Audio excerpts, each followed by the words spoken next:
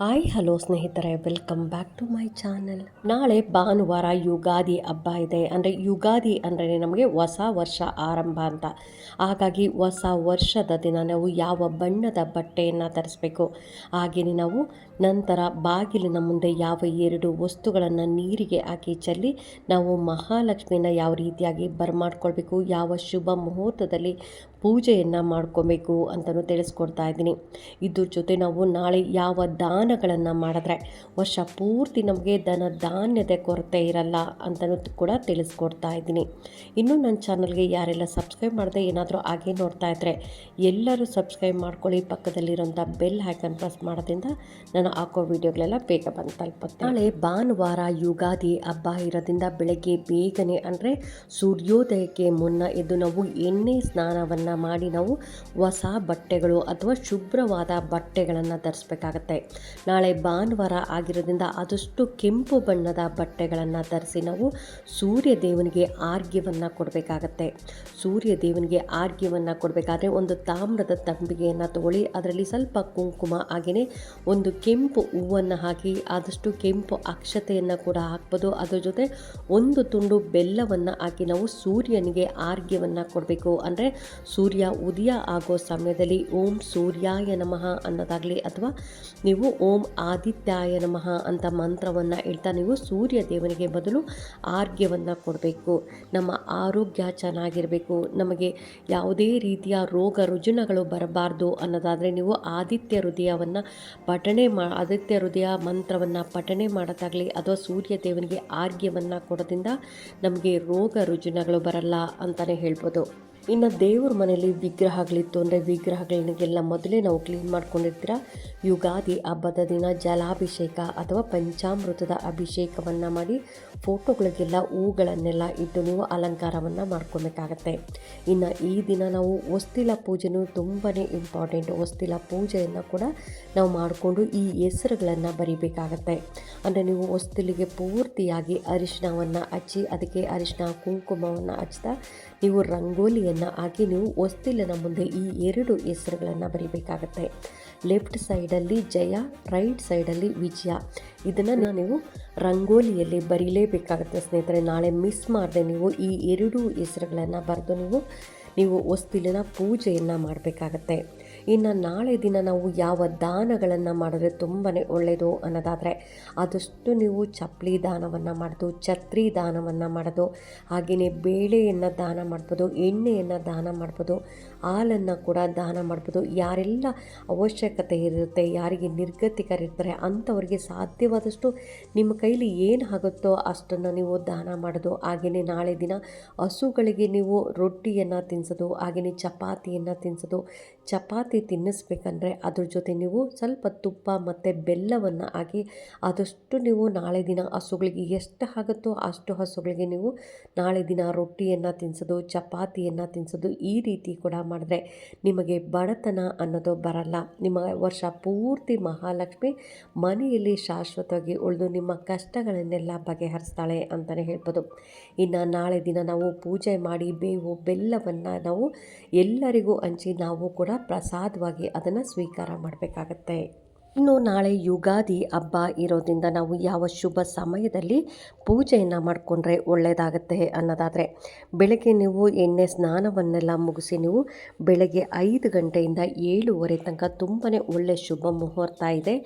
ಆ ಸಮಯದಲ್ಲಿ ಕೂಡ ಪೂಜೆ ಮಾಡ್ಕೊಬೋದು. ಅಥವಾ ಅದು ಬೇಗ ಆಯಿತು ಅಷ್ಟರೊಳಗಡೆ ನಾವು ಸ್ನಾನ ಮಾಡಿಕೊಂಡು ಪೂಜೆ ಮಾಡೋಕ್ಕಾಗಲ್ಲ ಅನ್ನೋರು ನಿಮಗೆ ಇನ್ನೊಂದು ಟೈಮಿಂಗ್ಸ್ ಕೂಡ ಕೊಡ್ತಾ ಇದ್ದೀನಿ.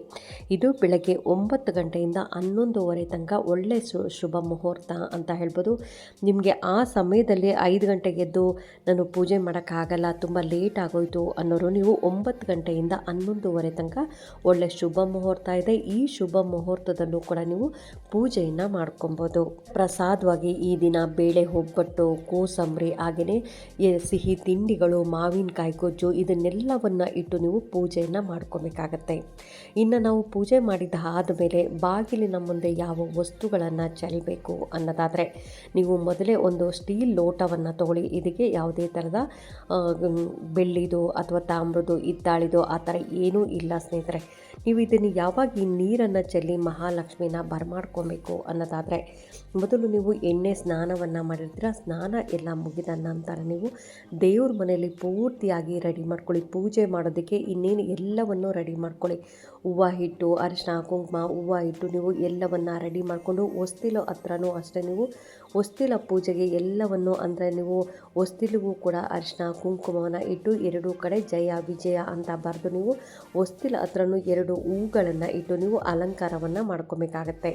ಇನ್ನು ದೀಪ ಹಚ್ಚಬಾರ್ದು. ದೀಪ ಹಚ್ಚೋದಕ್ಕೂ ಮೊದಲು ನೀವು ಈ ಕೆಲಸವನ್ನು ಮಾಡ್ಕೊಬೇಕಾಗತ್ತೆ. ಅಂದರೆ ಪೂಜೆಗೆ ಪೂರ್ತಿಯಾಗಿ ರೆಡಿ ಮಾಡ್ಕೊಳ್ಳಿ. ನಂತರ ನಾವು ಏನು ನೀರು ಹೇಳ್ತೀನಲ್ಲ, ನೀರಿಗೆ ಈ ವಸ್ತು ಹಾಕಿ ಬಾಗಿಲ ಮುಂದೆ ಚೆಲ್ದು ಇದನ್ನು ಚೆಲ್ಲಿ ನೀವು ಬಲಗಾಲಿಟ್ಟು ಒಳಗಡೆ ಬರಬೇಕಾಗತ್ತೆ. ಹಾಗಾಗಿ ಮೊದಲೇ ಒಂದು ಸ್ಟೀಲ್ ಲೋಟವನ್ನು ತಗೊಳ್ಳಿ. ಚೆನ್ನಾಗಿರುವಂಥ ಶುದ್ಧವಾದಂಥ ನೀರನ್ನು ಹಾಕಿ ಅದರಲ್ಲಿ ಸ್ವಲ್ಪ ನೀರನ್ನು ಹಾಕಿ ಪೂರ್ತಿ ಜಾಸ್ತಿ ಚೆಲ್ಲಕ್ಕೆ ಹೋಗಬೇಡಿ. ಬಾಗಿಲ ಮುಂದೆ ಸ್ವಲ್ಪ ನೀರನ್ನು ಹಾಕಿ ನೀವು ಅದಕ್ಕೆ ಶ್ರೀಗಂಧವನ್ನು ಹಾಕಬೇಕಾಗತ್ತೆ. ಮತ್ತು ಶ್ರೀಗಂಧ ಹಾಗೆಯೇ ಅರಿಶಿಣವನ್ನು ಹಾಕಬೇಕಾಗತ್ತೆ. ಶ್ರೀಗಂಧ ಮತ್ತು ಅರಿಶಿಣವನ್ನು ಹಾಕಿ ನೀವು ಬಾಗಿಲಿನ ಮುಂದೆ ಚೆಲ್ಲಬೇಕಾಗತ್ತೆ. ಅಂದರೆ ನೀವು ಹೊಸ್ತಿಲ ಹತ್ರ ಜಯ ವಿಜಯ ಬರೆದಿರ್ತಿರಲ್ಲ, ಅದಕ್ಕಿಂತ ಮುಂಚೆ ಸ್ವಲ್ಪ ಡಿಸ್ಟೆನ್ಸಲ್ಲಿ ನೀವು ಅದನ್ನು ಬಾಗಿಲ ಮುಂದೆ ಸ್ಪ್ರೇ ಮಾಡೋದಾಗಲಿ ಅಥವಾ ಸ್ಪ್ರಿಂಕಲ್ ಮಾಡೋದಾಗಲಿ ಅಥವಾ ಚಿಮುಕ್ಸೋದಾಗಲಿ ಇದನ್ನು ಕೂಡ ಮಾಡ್ಬೋದು ಸ್ನೇಹಿತರೆ. ಇದನ್ನು ಮಾಡಿ ನೀವು ಬಲಗಾಲಿಟ್ಟು ನೀವು ಒಳಗಡೆ ಬರಬೇಕಾಗತ್ತೆ. ಬಲಗಾಲಿಟ್ಟು ನೀವು ಒಳಗಡೆ ಬರಬೇಕಂದ್ರೆ ಅಮ್ಮ ಮಹಾಲಕ್ಷ್ಮಿ ನಮ್ಮ ಮನೆಗೆ ಪ್ರವೇಶವನ್ನು ಮಾಡಮ್ಮ, ಮಹಾಲಕ್ಷ್ಮಿ ನಮ್ಮ ಕಷ್ಟಗಳನ್ನೆಲ್ಲ ಬಗೆಹರಿಸಿ ಇಂದಿನಿಂದ ನಮಗೆ ಒಳ್ಳೆ ಶುಭ ದಿನಗಳು ನಮಗೆ ಬರಲಿ, ನಮ್ಮ ಕಷ್ಟಗಳೆಲ್ಲ ಇವತ್ತೇ ಕಳೆದೋಗಿ ಇವತ್ತಿನಿಂದ ನಮಗೆ ಹೊಸ ವರ್ಷದ ದಿನದಿಂದ ನಮಗೆ ಒಳ್ಳೆಯ ಸಮಯ ಶುರುವಾಗಲಿ, ನಮ್ಮ ಯಾವುದೇ ಹಣಕಾಸಿನ ಸಮಸ್ಯೆ ಇದ್ದರೂ ಬಗೆಹರಿಲಿ, ನಮಗೆ ಎಲ್ಲವೂ ಒಳ್ಳೆಯದಾಗಲಿ, ನಾವು ಏನೇ ಮಾಡೋಕ್ಕೋದ್ರೂ ನಮಗೆ ಅದರಲ್ಲಿ ಒಳ್ಳೆಯದಾಗಲಿ ಅಂತ ನೀವು ಹೇಳ್ಕೊತ ನೀವು ಬಲಗಾಲಿಟ್ಟು ಮನೆ ಒಳಗಡೆ ಬರಬೇಕಾಗತ್ತೆ. ಒಳಗಡೆ ಬಂದು ನೀವು ನಂತರ ದೀಪವನ್ನು ಹಚ್ಚಿ ದೇವ್ರ ಮನೆಯಲ್ಲಿ ದೀಪವನ್ನು ಹಚ್ಚಿ ನೀವು ಪೂಜೆಯನ್ನು ಮಾಡಬೇಕಾಗತ್ತೆ. ಈಗ ಬೆಳಗ್ಗೆ ನನಗೆ ಪೂಜೆ ಮಾಡೋಕ್ಕಾಗಲ್ಲ, ತುಂಬ ನನಗೆ ಅಡುಗೆ ಎಲ್ಲ ಮಾಡಬೇಕಾಗಿತ್ತು, ತುಂಬ ಲೇಟ್ ಆಗೋಯಿತು ಅನ್ನೋರು ನೀವು ಗೋಧೂಳಿ ಸಮಯದಲ್ಲಿ ದೀಪ ಹಚ್ತಿರಲ್ಲ, ಆ ಗೋಧೂಳಿ ಸಮಯದಲ್ಲಿ ದೀಪ ಹಚ್ಚೋ ಸಮಯದಲ್ಲೂ ನೀವು ಒಂದು ಶುದ್ಧವಾದ ಲೋಟ ತೊಗೊಂಡು ಅದಕ್ಕೆ ನೀರನ್ನು ಹಾಕಿ ನೀವು ಸ್ವಲ್ಪ ಶ್ರೀಗಂಧ ಮತ್ತು ಅರಿಶಿಣವನ್ನು ಹಾಕಿ ಬಾಗಿಲಿನ ಮುಂದೆ ನೀವು ಅದನ್ನೆಲ್ಲ ಸ್ಪ್ರಿಂಕಲ್ ಮಾಡೋದಾಗಲಿ ಅಥವಾ ಚಿಮ್ಕ್ಸೋದಾಗಲಿ ಅಥವಾ ಸ್ಪ್ರೇ ಬಾಟ್ಲ್ ಇದ್ದರೆ ಸ್ಪ್ರೇ ಬಾಟ್ಲಲ್ಲಿ ಹಾಕಿ ಸ್ಪ್ರೇ ಕೂಡ ಮಾಡ್ಬೋದು ಸ್ನೇಹಿತರೆ. ಮಾಡಿ ನೀವು ಬಲಗಾಲಿಟ್ಟು ಒಳಗಡೆ ಬಂದು ನೀವು ಸಾಯಂಕಾಲನೂ ಕೂಡ ಈ ರೀತಿಯಾಗಿ ದೀಪವನ್ನು ಹಚ್ಚಬೇಕಾಗತ್ತೆ.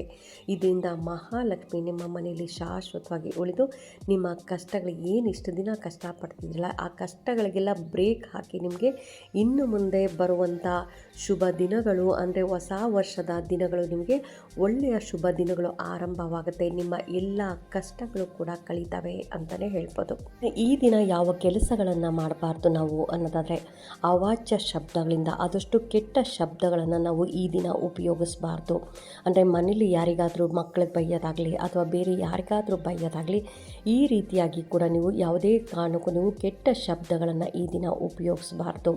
ಇನ್ನು ಆದಷ್ಟು ನಾವು ಈ ಒಳ್ಳೆಯ ಮಾತುಗಳನ್ನು ಆಡುತ್ತಾ ಆದಷ್ಟು ದಾನಗಳನ್ನು ಮಾಡಿ ಪ್ರಾಣಿ ಪಕ್ಷಿಗಳಿಗೆ ನಿಮ್ಮ ಮನೆ ಹತ್ರ ಈಗ ಸಮ್ಮರ್ ಬೇರೆ ಇದೆ, ನಿಮ್ಮ ಮನೆ ಹತ್ರ ಎಷ್ಟು ಆಗುತ್ತೋ ಅಷ್ಟು ಒಂದು ಬೌಲಲ್ಲಾದರೂ ನೀವು ಪಕ್ಷಿಗಳಿಗೆ ನೀರನ್ನು ಇಡೋದು, ಹಾಗೆಯೇ ನಿಮ್ಮ ಮನೆ ಹತ್ರ ಹಸುಗಳಿತ್ತು ಅಂದರೆ ಒಂದು ಬಕೆಟಲ್ಲಿ ಆಚೆ ನೀರನ್ನು ಇಡೋದಾಗಲಿ, ನೀವು ಹಸುಗಳಿಗೆ ಈ ದಿನ ಚಪಾತಿ ಮತ್ತು ಬೆಲ್ಲ ತುಪ್ಪವನ್ನು ತಿನ್ನಿಸೋದು, ಹಾಗೆಯೇ ನಿಮ್ಮ ಮನೆ ಹತ್ರ ನಾಯಿಗಳಿತ್ತು ಅಂದರೆ ನಾಯಿಗೂ ಕೂಡ ಚಪಾತಿಯನ್ನು ಕೊಡೋದು ಕೂಡ ತುಂಬಾ ಶುಭ ಅಂತಲೇ ಹೇಳ್ಬೋದು. ಹಾಗಾಗಿ ಇಂತಹ ದಿನಗಳು ಅಂತಂದರೆ ನಮಗೆ ಹೊಸ ವರ್ಷದ ಮೊದಲ ದಿನ ಅಂತ ಹೇಳ್ಬೋದು. ಹಾಗಾಗಿ ಎಲ್ಲರೂ ಈ ದಿನ ದೇವಸ್ಥಾನಕ್ಕೆ ಹೋಗಿ ಆದಷ್ಟು ನಿಮ್ಮ ಮನೆ ಹತ್ರ ಇರುವಂಥ ದೇವಸ್ಥಾನಗಳಿಗೆ ಹೋಗಿ ದರ್ಶನವನ್ನು ಮಾಡೋದಾಗಲಿ ಅಥವಾ ನೀವು ಎಲ್ಲರಿಗೂ ಏನು ನಿಮ್ಮ ಕೈಲಿ ಆದಷ್ಟು ನೀವು ದಾನಗಳನ್ನು ಮಾಡಿದ್ರೆ ತುಂಬಾ ಒಳ್ಳೆಯದು. ಯಾರಿಗೆ ಅವಶ್ಯಕತೆ ಇದೆ ಅವರಿಗೆ ನಿಮ್ಮ ಕೈಲಿ ಎಷ್ಟಾಗುತ್ತೋ ಅಷ್ಟೇ ದಾನವನ್ನು ಮಾಡಿ. ಇಷ್ಟೇ ದಾನ ಕೊಡಬೇಕು ಅಂತ ಏನೂ ಇಲ್ಲ ಸ್ನೇಹಿತರೆ, ನಿಮ್ಮ ಕೈಲಿ ಎಷ್ಟು ಆಗುತ್ತೋ ಅಷ್ಟು ದಾನಗಳನ್ನು ಕೂಡ ಕೊಟ್ಟರೆ ತುಂಬಾ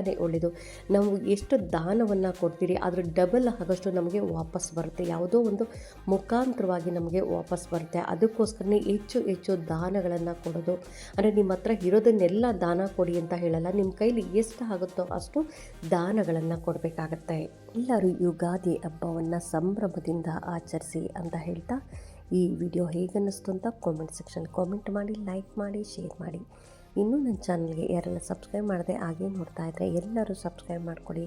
ಪಕ್ಕದಲ್ಲಿರೋಂಥ ಬೆಲ್ ಐಕಾನ್ ಪ್ರೆಸ್ ಮಾಡೋದ್ರಿಂದ ನಾನು ಹಾಕೋ ವಿಡಿಯೋಗಳೆಲ್ಲ ಬೇಗ ಬಂದು ತಲುಪುತ್ತೆ. Thank you.